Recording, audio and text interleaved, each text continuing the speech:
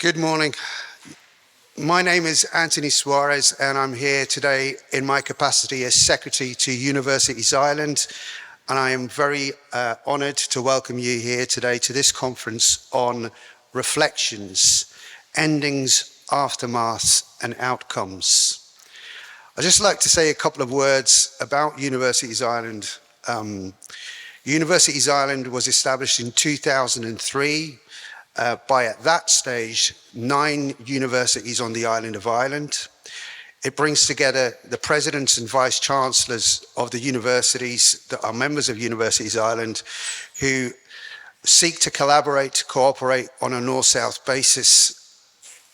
Universities being part of the peace and reconciliation process and the north-south cooperation piece under the Good Friday Agreement.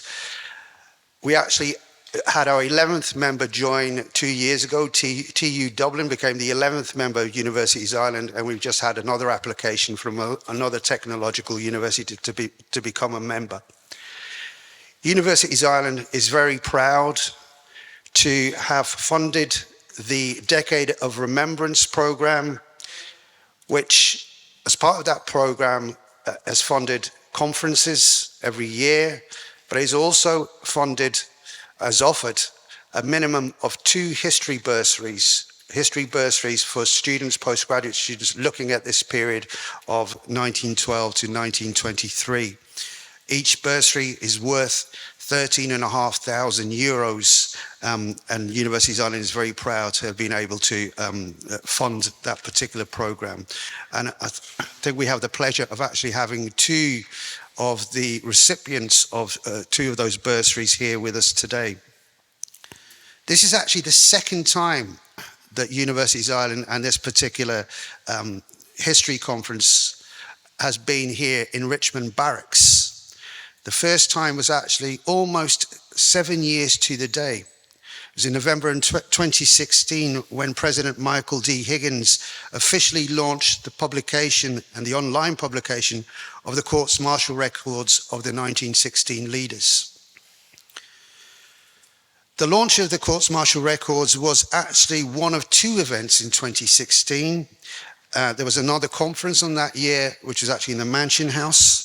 And there have been 11 conferences up to now as part of the Universities of Ireland Decade of Remembrance programme, with the first having taken place in 2012. This is the 12th and final conference.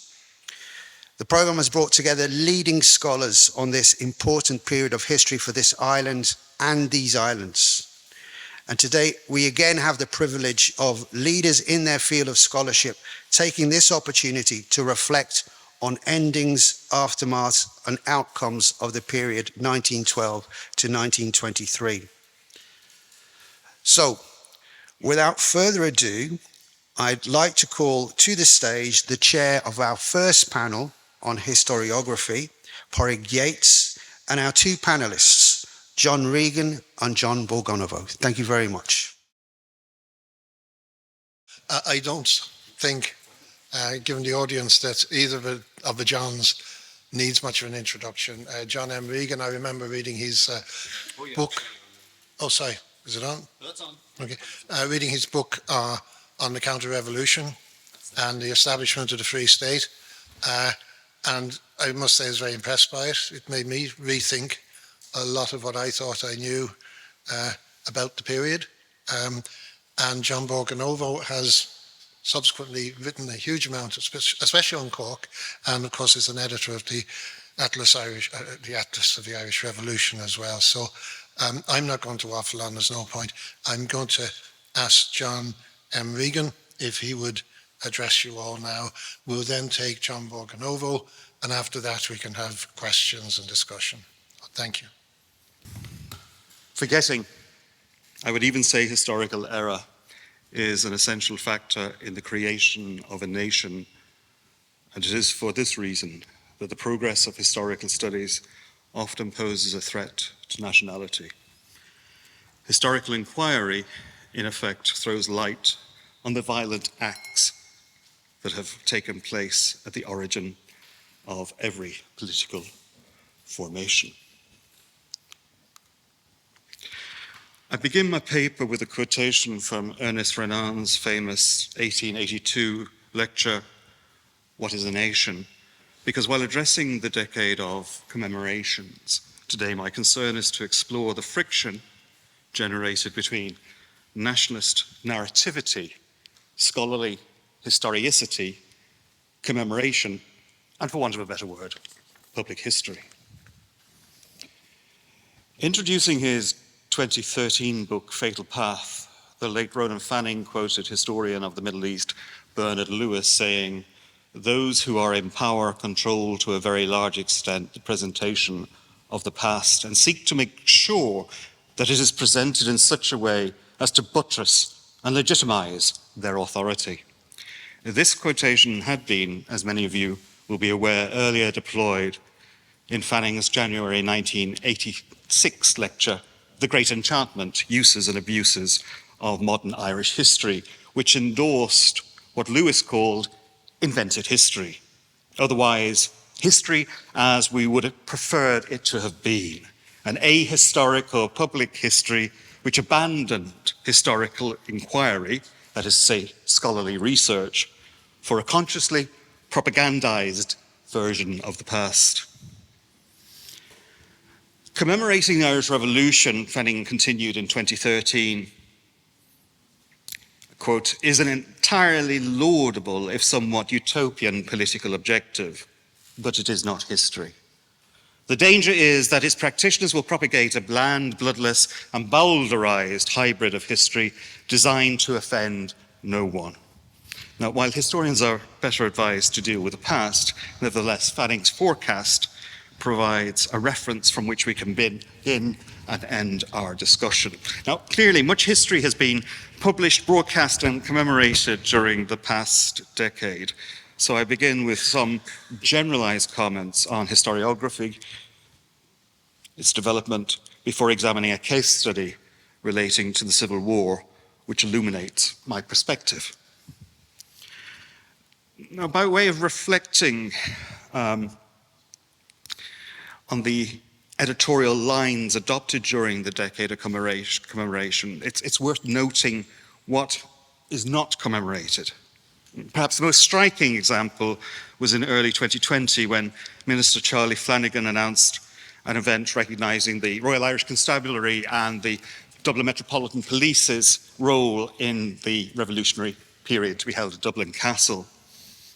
Speaking to the bad temper with which his proposal was greeted on RTE's 6-1 News, Flanagan said that public safety was one of the reasons the police commemoration was deferred. Noteworthy too was RTE's decision, for reasons which are still unclear, not to rebroadcast Pat Butler's 1997 landmark documentary, Ballyseedy, on the Civil War reprisal executions in County Kerry. Ballyseedy drew evidence from Free State military records establishing Colonel David Nelligan's involvement in the reprisals, and I'm going to return to that a little bit later on. Some annoyance was expressed by the Dunmanway discussion group that state support was not forthcoming to mark the anniversary of the West Cork massacre of Protestants in late April 1922, although I know that they had a conference in Dublin a week or so ago. Commemorating the West Cork massacre would have demanded some reflection on contemporaneous events in Belfast, where between 1920 and 22, over 500 people died in sectarian disturbances and tens of thousands were displaced. Relating to the decade, what then shapes historiography, commemoration, and our public histories? One might immediately answer the historical inquiry of our historians in our universities. But as already been hinted, relationships between historians, historical inquiry, and the public is complicated by the competing influences of nationalisms, the state, and those we sometimes refer to with no inexactitude as the establishment. The power holders, politicians, newspaper editors, influencers, business people, and the custodians of the state. And there is always the wild card of invented history somewhere out there. From 1932, there emerged in this state an old Fianna Fáil establishment clustered around the disciplined party pyramid which dominated government into the 1990s. That old establishment endorsed what today we would call public history, by which I mean a history disseminated to the widest audience by academics and non-academics alike. Through commemorative ceremonies, the Irish press, popular biographies, emphasis was placed on the role of those who remained loyal to both Eamon de Valera in the struggle for Irish independence and supposedly the one true Republican ideal. That public history fell from popular favour long ago. Obviously, one reason for the change was the onset of the Troubles in Northern Ireland. Less obvious was the 1970 armed crisis, which saw the old Fianna Fáil establishment divide against itself. When Charles Haughey returned to government and was later elected Taoiseach in 1979, the cracks in the old establishment grew until they shattered. Reacting to the belief Haughey was corrupting the institutions of the state, a more eclectic, informal establishment gathered around the personality of Gareth Fitzgerald, composed of Fine Gael, Labour, party people, liberals, academics, and the ever-growing anti-Haughey constituency, and some notable influences. The new establishment exerted influence over the academy, encouraging a consciously ideological historiography. In November 1986, under controversial circumstances well reported at the time, endorsing invented history, Fanning was appointed the chair of modern history at UCD with Fitzgerald's backing in the NUI Senate. Fitzgerald was then an NUI senator. The new establishment wanted to replace the old public history with a version sympathetic to the pro-treaty founders of the state, among them Fitzgerald's father. The revised public history placed the formation of the new state in 1922 in normative narratives of constitutional, legal, and civil military development. It reconfigured the Civil War as a struggle between pro-treaty democracy and Republican authoritarianism, laying emphasis on the treatyites' defense of electoral legitimacy, and above all, their unwavering commitment to the rule of law, It even occasionally lionized Collins, leader of the patriarchal secret society, the IRB, as a born-again Democrat. Now, this democratic state formation narrative forms the central plank in the Irish state's new public history, leading to the friction between nationalism and historical inquiry Renan draws our attention to. In 2007, I argued in the Historical Journal, Southern Irish nationalism was a problem served in the state formation historiography by three ideological constructions, the third of which is my concern today. That among the state's founding fathers, adherence to legal and democratic values remained constant in the 1920s.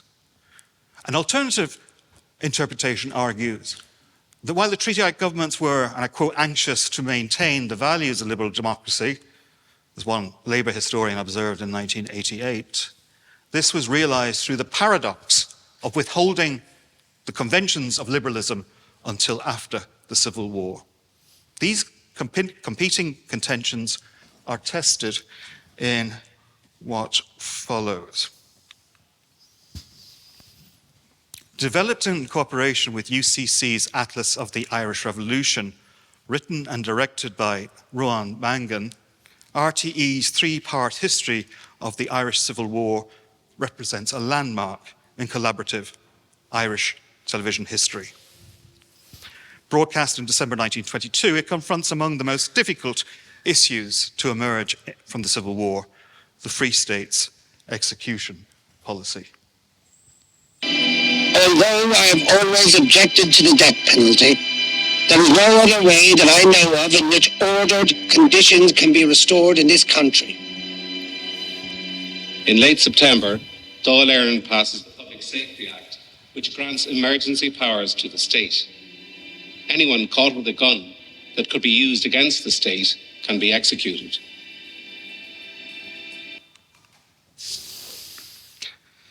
In Mangan's commentary, the Public Safety Act 1922 introduces military courts, which proved critical to the conduct of the Civil War, and, as I argued some years ago, decided its outcome. Although we also know there were a good many documented executions in the weeks before the Act was passed, which often are described as unofficial executions, as later were those in Kerry in March 1923.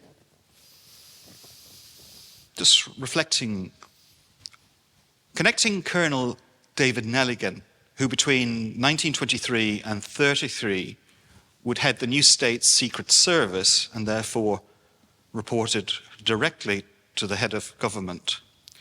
Arguably,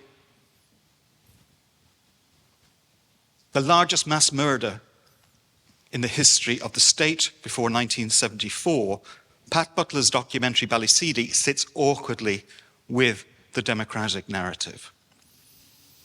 Hosted by Miles Dungan, in a discussion of the state's execution policy on RTE's The History Show last December, three historians referenced the Public Safety Bill, the Army Resolution Act, and an Emergency Powers Act establishing the military courts, all purportedly passed by the Dáil in September 1922. Published in 2018, Fergal McGarry, writing in the Cambridge History of Ireland, cites the Public Safety Act 1922, as does Jim Ferreter in his History of the Civil War Between Two Hells. Peter Hart, Dominic Price, Stephen Collins, and Ciara Meehan refer to the Emergency Powers Act 1922 as the legislation establishing the military courts. Meanwhile, Irish Times journalist Ronan McGreevy, covering all bases, refers to the Public Safety Emergency Powers Bill 1922. Confusion surrounds the statute establishing the military courts.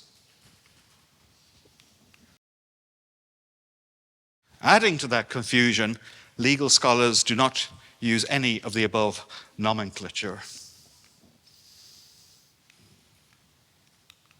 This thing's got a life of its own. Now, nevertheless, marking the centenary of the Civil War, the Public Safety Act 1922 is well represented in museum exhibitions. So we have notable examples from the War Friends exhibition at Galway. There we go. From Cork, by a treaty divided, the Civil War in Cork, in the Cork Public Museum. And the National Museum, its Irish Wars exhibition. Now, we can agree the Public Safety Act 1922 identifies that, with the notable exception of the 4 Mountjoy reprisals in December 1922, the Civil War was fought by the pro-treaty governments within the rule of law, The Act also establishes, and this is very important, the primacy of Parliament over the army. And yet, the Public Safety Act 1922 presents historians with problems, not only about its nomenclature, but where we notice that no such act can be found in the Irish Statute Book, nor its passage into law traced in the Dáil debates, nor can any similar legislation be found under any name legalizing the executions during the Civil War. It is for good reason legal scholars do not reference the Public Safety Act 1922 or anything of its kind, because no such legislation ever existed. What the Dáil passed in September 1922 was the Army Emergency Powers Resolution. This was not a law, it was a resolution, and between the two there is a world of difference. 4 weeks before the Army Resolution was passed in the Dáil, General Ono Duffy confirmed death sentences for IRA volunteers taken prisoner in the southwest. Addressing the Dáil on the 28th of September, Government Minister Ernest Blythe explained the legitimacy underpinning O'Duffy's orders. The position is that a state of armed rebellion exists, and in fact, all these powers that are asked for in this resolution for the army already exist for the army, Recognizing the anti-treaty armed rebellion, the Dáil courts were ordered closed by the pro-treaty Dáil government on the 11th of July. And Collins then assumed command of the army. On the 12th, Collins formed the War Council of Three, which, as with later army councils, independent of government, directed the civil war. Silencing the courts was the prerequisite for the introduction of non-statutory martial law on the 13th of July, which was never proclaimed. Collins did not relinquish his chairmanship of the provisional government, nor his post as Minister for Finance, which controlled the army's purse strings. Non-statutory martial law underpinned Collins' dictatorship, another event which has no commemoration. Recognizing the Public Safety Act 1922 is an invention begins to outline problems with the legal framework some historians impose on civil war violence. Promoted in academic institutions, notably UCD, and in the media, notably RTE, the literary function of the bogus act is to neatly reorder civil war violence into lawful and criminal categories, when violence on all sides was justified alone by military necessity. The fictitious act obscures non-statutory martial law, which, as Justice Gerard Hogan identified in 1978, lasted until the 3rd of August 1923. Well, it went on a bit after that. The primary example of military necessity remains the execution of 4 IRA leaders on the 8th of December 1922 in reprisal for the assassination of a member of the Parliament, which none of the condemned men had hand or part in. Many historians agree these executions were exceptional because they were unlawful, wrongly implying other executions were legal. Removing the false legal distinction between the so-called 77 official executions and unofficial executions, my tally for all executions during the Civil War jumps to 241, including 2 females, 12-year-old Margaret Hornick and 60-year-old Susan Dooley, both done to death by Free State sentries. What then of the legality of the military courts described in the Army resolution? The legality. Speaking the Dáil on the 8th of December 1922, again Blythe answers our question. The military courts were not legalized by the resolution of the Dáil. They, for their operations, depend upon military necessity, and the executions carried out under the sentence of those courts are justifiable only because of military necessity. The reprisal executions carried out this morning can only be justified on the grounds of military necessity. The proceedings at those military courts did not give any legality to the executions that they would not have had without a form of a trial. Martial law is the absence of law. One jurist describes martial law as a black hole into which are sucked all the cherished principles which normally guarantee life and liberty. The rule of law was abandoned by Collins and his successors. In legal terms, there was no difference between executing a prisoner condemned by a military court in Athlone and, before detonating it, tying 9 IRA volunteers to a landmine in County Kerry. In 2002, reviewing Una Halpin's Defending Ireland, the Irish State and its Enemies, David Fitzpatrick corrected an error also found in Fitzpatrick's, and I have to say my own earlier published research, lest there be no mistake that I fall foul of this error 25 years ago. Mea maxima culpa. O'Halpin's focus on agency rather than legal context doubtless accounts for the repeated but erroneous assertion that the legal basis for coercion during the Civil War was a Public Safety Act of October 1922. In fact, the Provisional Government of September-December 1922 approved no statutes apart from the Constitution Act. Fitzpatrick's timely intervention should have ended the confusion surrounding the Public Safety Act 1922, so-called. It did no such thing. The Public Safety Act 1922 and its many variants are inventions of historians and propagandists. And this identifies what I call affirmationism, a past which has never remotely happened and therefore bequeathed no evidence. Nevertheless, the fictional past is affirmed by historians who appeal to missing evidence or invent evidence anew. Now, the classic example of this claim is the claim that tens of thousands of Southern Irish Protestants were expelled from their homes in the early 1920s by the IRA. No evidence.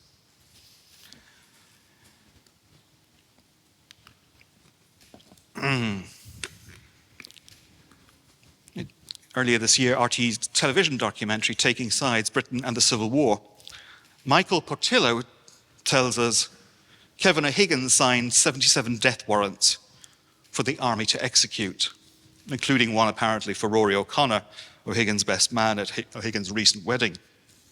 This is an old canard because, for reasons identified, no one has ever seen O'Higgins' death warrants. Splendidly reproduced in the Atlas of the Irish Revolution, one contributor has discovered the holy grail of the democratic narrative, an original copy of the Provisional Government's order. I don't think you can see that, but I'll quote from it. Order for the December reprisal executions. Alas, signed by Mulcahy, the Commander-in-Chief, on behalf of the Army Council, the document references no government authority.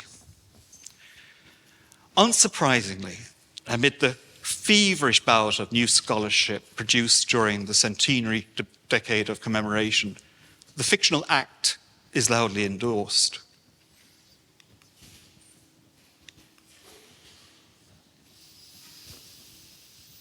The expert advisory group on the centenary of the commemoration reference it. Anticipating Colin Kenny's short history of the Civil War, published in 2021 in Between Two Hells, Jim Ferreter also devotes a chapter to discussing the Public Safety Act 1922. Broadcast on YouTube, we predictably hear the fictional statute endorsed in university lectures. We find the Public Safety Act embedded in school curricula and marking assessments, north and south, including the Atlas's resources for schools. To conclude, in 1971, FSL Lyons famously complained that for the want of access to archives, Irish contemporary historians were condemned to make bricks without straw. My application of Lyons' analogy is somewhat different to the one Lyons originally intended. Projecting post-war liberal democratic values onto the Civil War, some historians engaged a teleological interpretation, summoning into existence an imaginary act of Parliament. This exercise replaced martial law with the fiction, the rule of law, obtained throughout the Civil War crisis. This was not the case. Resistance to scholarly scrutiny of the mythical Public Safety Act is remarkable, I think you will agree. But where we acknowledge the role it plays in the democratic narrative, it is hardly surprising it survives.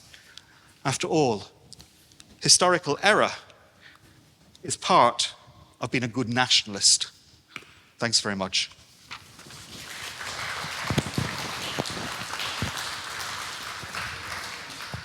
Yes. Can everyone hear me from here without getting up to the mic? we're running a bit late, but I think it was fascinating actually. I've never heard the issues described so starkly before. So I think we'll go straight into John Borganovo, and then hopefully we'll have a few minutes for discussion at the end. So if you can take the stage, John.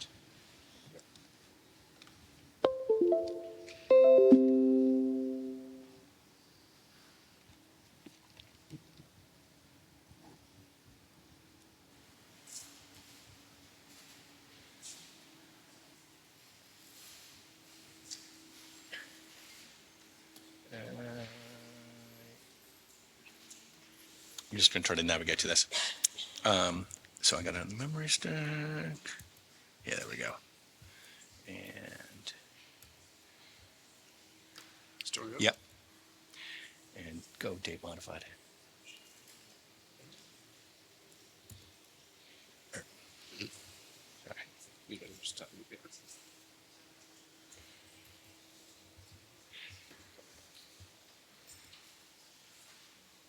Come on, baby. Okay, here we go. All right, so I am going to talk a little bit about public history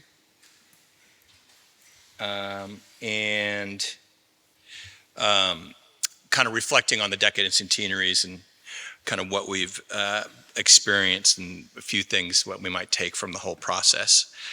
So for me as a specialist in Revolutionary Ireland, at the outset of this whole cycle, I had a few personal goals, which was I wanted to develop new scholarship that would increase our understanding of a complex period.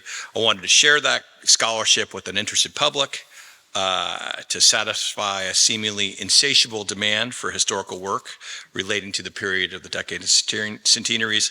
And I also wanted to help inform ongoing debates about the period. So I think there's a general agreement that Ireland enjoys a robust public engagement with the past.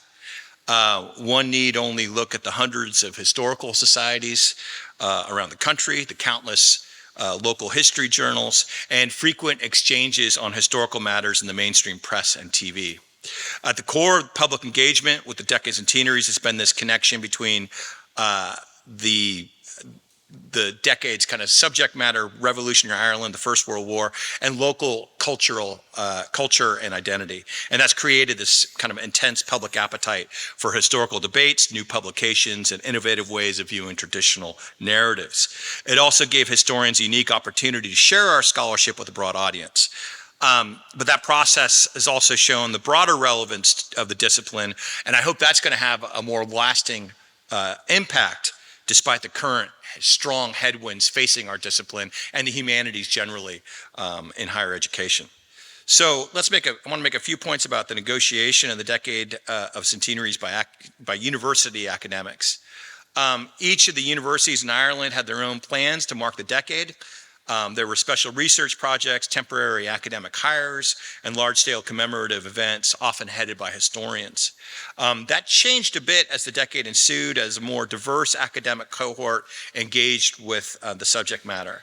And I believe that the most successful and enduring public engagement from universities during the decade that followed, during the decade followed from strong academic scholarship, which was then made accessible through imaginative partnerships, often at the local level.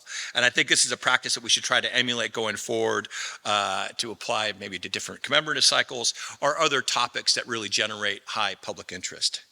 So at the outset of the decades, I think a lot of folks would agree there was some anxiety in what I would term official Ireland regarding the forthcoming commemorations. It was most evident in government and probably a few history departments as well. There was a fear that the commemoration might somehow generate unrest in Northern Ireland or raise tensions in the Anglo-Irish relationship. And that's probably owing to what I would argue is a misreading of the 1966 Easter Rising Jubilee celebrations. And also an underestimation of the ability of the Irish public to engage with complex issues around its past. Remember also that the commemorative cycle opened during a time of social unrest, just after the crash, amid the water charge protests and Sinn Féin's surge in the polls. So one could easily see the temptation of trying to control this entire process. But I think that attitude changed fairly quickly. There was strong public backlash to the government's initial media campaign around the centenary of the Rising, which was criticized for depoliticizing and demilitarizing the event, which kind of resembled, in their version, kind of resembled an IDA pitch to some American tech company. However, I think a key moment occurred when RTE organized a major commemorative event entitled Road to the Rising. That event was conducted in collaboration with On Post, Dublin City Council, and the Ireland 2016 initiative. Road to the Rising took place during an afternoon on O'Connell Street, which was closed off to traffic. More than 60 individual events took place in O'Connell Street and in venues nearby. And that included lectures, debates, exhibitions, readings, screenings, walking tours, and reenactments. Probably in excess of 100,000 people attended. There were dozens of academic talks and panel discussions, nearly all of which exceeded capacity. And I can claim to have been part of the History Ireland Hedge School in the Gresham Hotel, which Tommy Graham has told me is now akin to claiming to have been inside the GPO in 1916. I met a whole slew of historians and Grogans afterwards, and there was kind of genuine thrill and recognition at the possibility and potential for the decade going forward. Now, the Road to the Rising initiative was primarily organized by Miles Dungan's History Show. And as you know, Miles has a PhD. He's a historian, and is established historian in his own right. He also has an affiliation with the UCD. And through his radio program, he had an extensive network of scholars in the field who were also good public performers. So that academic expertise really helped deliver that event. Now, this period ushered in an intense kind of flurry of public engagement. Hundreds of local commemorative events, special talks organized by local history societies, exhibitions, media coverage, TV programs, documentaries, radios, and podcasts. A lot of this did missionary work for the discipline by taking history into the communities. And also revitalizing local history networks, which are really kind of the grassroots of the discipline in this country. So I applaud it. I participated in it gladly. I do think the most substantial and lasting public history contributions came from academics who produced rigorous and original scholarship, and which reflected years of hard work of developing ideas.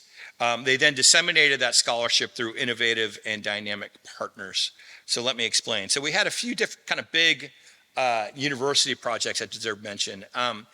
Century Ireland was basically a product of an editorial team which produced ongoing bi-weekly summaries of important events which occurred during a fortnight 100 years ago. It ran for 10 years, produced 268 editions, and also appeared on the RTE News channel. So this project had a dynamic website with great imagery. It established a coherent commemorative chronology, which I think was important, and it produced some spin-off exhibitions.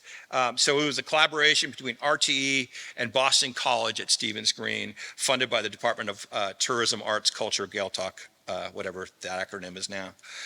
So major media partner, financially supported by government funding, and with content curated by an academic team at Boston College. So that's a good combination.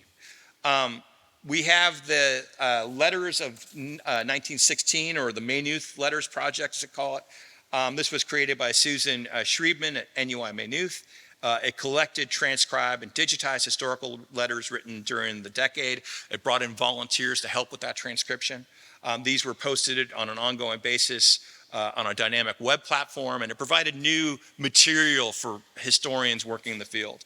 So again, another multidisciplinary project funded by the IRC and the Science Foundation Ireland. So using in kind of a multidisciplinary approach. The Beyond UCC's virtual record treasury, Beyond 1922, this has been it's pretty much blown up in the last year or two. It's been an ongoing collaboration between Trinity College Dublin, the National Archives, PRONI, Kew National Archives, the Irish Manuscripts Commission, and Science Foundation Ireland. And its intent was to reconstruct the archival holdings of the PRO when it was destroyed in the Battle of the Four Courts in 1922. So this is a really ambitious project, multidisciplinary, and it's kind of morphed into something a lot bigger. It's probably going to last for a lot longer as well. And then we have the Atlas of the Irish Revolution Project, which you just heard about from John, which I'll also shamelessly plug. This was a joint initiative by academics in the Department of Geography and History at UCC. It brought together about 130 contributors from multiple disciplines. It also welcomed contributions from people working outside the academy, people who didn't have permanent academic jobs, who also brought a lot of important scholarship to the debate. And from that book has come a traveling exhibition, a school's curriculum project, a digital collaboration with RTE.ie, and 2 3-part documentary series with RTE, The Irish Revolution and the Irish Civil War, one narrated by Cillian Murphy and the other by Brendan Gleeson. Those productions were jointly produced by RTE and UCC and Tyrone Productions. And so UCC academics acted as technical and script advisors, so we made sure the films met our scholastic standards. And I think that's really essential for a documentary film production if it's to be used going forward. And we could talk about nomenclature during the Q&A. Both films received very high ratings in Ireland. They were seen by over 5 million viewers across Europe. And so just to kind of emphasize, we worked on the book for 4 years. We brought together a massive amount of collaborators. We then used that publication to drive a host of connected public engagement projects that also relied on original scholarship. So wasn't the plan when we started writing the book, but the success really encouraged our ambition. So I'm also going to now look kind of at a few different, I'll kind of go through this, few different smaller initiatives that have punched above their weight and kind of delivered history to a wide audience in an imaginative way. So Linda Conley has produced, she kind of started off with Women in the Irish Revolution, which was a one-day conference held at the Royal Irish Academy, funded by an IRC grant. It brought together a number of scholars to explore how political violence and upheaval affected women's lives. It included important new work on gendered violence during the period, which has been one of the most important kind of contributions to the field in the decade. That one-day event resulted in an edited collection, which I highly recommend, not just because I'm in it. It also fostered future further collaborations, including a critically acclaimed Doc at One radio documentary on the Maggie Doherty case, and a special event in Ballina with the Doherty family that included a presentation from the head of the military archives. So original scholarship combined with public outreach and collaborations at the national and the local level. Lisa Godson produced Material Culture in 1916, which was a 2-day conference that focused on that aspect of the Easter Rising. And this was something of a novel approach to the conventional historiography, brought together a lot of multidisciplinary contributors from archaeologists, art historians, designers, curators, and other kind of ordinary historians. The conference was funded in part by Dublin City Council and the National College of Art and Design. It's got a wonderful website, and then it came out as a edited collection, Making 1916, The Visual Material Culture of the Rising. I think this conference caught a lot of people's attention, and it encouraged people like archaeologists to get a little more involved. It's also probably been responsible for a broader embrace of the study of material culture in Ireland. And we've seen this through TV shows like National Treasure. So I think this was kind of the start of a lot of that attention. And then do I have, whoops. So then we also have my colleague at UCC, Andy Bielenberg, the Cork Fatality Index. This was kind of came from a partnership between the School of History and the Irish Examiner newspaper. Together we produced 8 special supplements for the Examiner on various anniversaries associated with the decade. We also had a Irish Revolution web platform, working with the Examiner, and it hosted Andy Bielenberg and James Donnelly's Irish Fatality Index, or the Cork Fatality Register, which listed every person killed in County Cork from 1919 to 1923. That resource had about 400,000 words in content, so it was massive. It's been used a lot by local students and researchers. It also inspired an artist named Dara McGraw to photograph a number of the locations of those killed in Cork City. The Crawford Gallery in Cork turned that into a major photographic exhibition called For Those Who Tell No Tales. That collection was then turned into a book. So that's kind of typical of the synergy that we kind of experienced down in Cork during the decade. Andy's Cork Fatality Index then has turned into a new digital project where he's counting the Civil War dead, which is funded by the Department of Arts, Culture, and Gaeltacht. It's due for release in the spring of 2024. And I think that's going to be one of the most important scholarly contributions to the whole decade. And he's brought in John Dorney with that. And they're going to produce the findings basically within a year of funding. So rapid turnaround. It's going to be publicly available and kind of have a big impact, both with the public and with the scholars. So I want to move in. Oh, then Brian Hanley. I'm kind of a little out of order with my slides. Brian Hanley has developed his research on state violence during the Civil War. He's disseminated it in a podcast, Dirty War in Dublin, which is produced professionally, which is well done. There's also a Twitter handle, Dirty War in Dublin. So again, using different ways of getting scholarship out, meets scholastic standards, but kind of reaches a wider audience beyond the academy. So I'm just going to talk a little bit about kind of conferences and what have you. So there have been dozens and dozens of conferences and symposiums over the decade. And just for clarification, I'm going to call events that has invited speakers as symposiums. So only invited speakers I'm going to refer to as the symposiums. And symposiums are typically one-day occasions, sometimes 2 days. They're collections, and I think a collection of invited speakers is often very intellectually stimulating and riveting for an audience, and I've spoken at numerous symposiums and have organized my share of them as well. They're easier to manage and to organize. They're perfect for one-day events. But they also tend to draw in established mid and late career academics rather than early career researchers and graduate students, and I'm going to return to that in a second. Now, conferences with open call for papers definitely have their place. They bring together a much larger cohort. They offer opportunity for multidisciplinary approaches. They really push forward the field scholarship. And I view conferences with open calls for papers as critical to the health of the discipline. And during the time of limited opportunities for new PhDs and precariousness for early and mid-career academics, I think conferences are essential platforms for scholars to expand their network, improve their scholarship, and showcase their craft. So during the decade, most of the academic events organized by universities were symposiums, limited to invited speakers. There were relatively few conferences organized by universities with open calls for papers. Now, some events did introduce new works, some symposiums did introduce new works, but they also tended to reinforce existing power structures, and sometimes speakers reflected their seniority rather than their kind of new work in the field. That wasn't true across the board. I want to give credit to numerous symposiums which platform new and emerging scholars and those working outside the academy. And I think the University of Ireland Symposium is a really good example of that. By my count, at the 11 conferences, over 85 speakers have appeared. So that's pretty remarkable, and that's given kind of spread the net quite wide. And I think that's the way it should be. However, as I said, there were few conferences with open calls or papers organized by Irish universities. By my count at UCC, we did at least 6.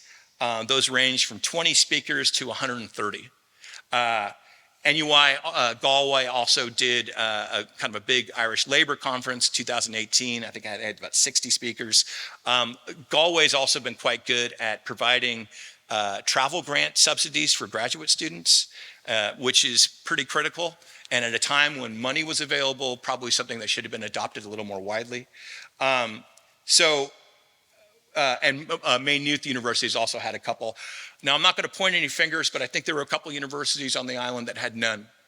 And the funding was available for conferences throughout the period. So I think that is something kind of maybe going forward should change. I'll just mention that I think you can bring together events in a kind of a dynamic way and in kind of an imaginative way. I'm kind of tooting my own horn with the Irish Civil War Conference, but I just kind of want to explain kind of how some of the synergies and the different strands can be drawn together. So we had a 4-day conference, fully funded by the Department of Arts, Culture, Gaeltacht, et cetera. Also, we got grants from City and County Council. We had 141 academic presenters, 85 short papers, multidisciplinary, a lot of folks from outside the academy. It was recorded for TV and online platforms. A couple of days were streamed on rte.ie. We had auxiliary events with Cork Public Libraries, History Ireland Hedge School, a walking tour of the city, Irish Defense Forces concerts and displays, Cork Public Museum tours, a special edition of the Irish Examiner newspaper. So all that kind of coming together. About 2,000 people attended the event, attended the 4 days. And I think that one of the things, kind of takeaways of the decades generally, is that we can produce, there are a lot of people producing exciting work. There is an intense public interest in that scholarship. We can reach people, but we just got to think about imaginative ways of doing that. And I think part of the idea going forward, especially for a discipline that is facing a lot of trouble and a lot of cutbacks, is it's upon us as scholars to think, to use our imaginations, to get our scholarship out there, to get people to engage with the past, and to show the continued relevance and importance to history. So thanks very much.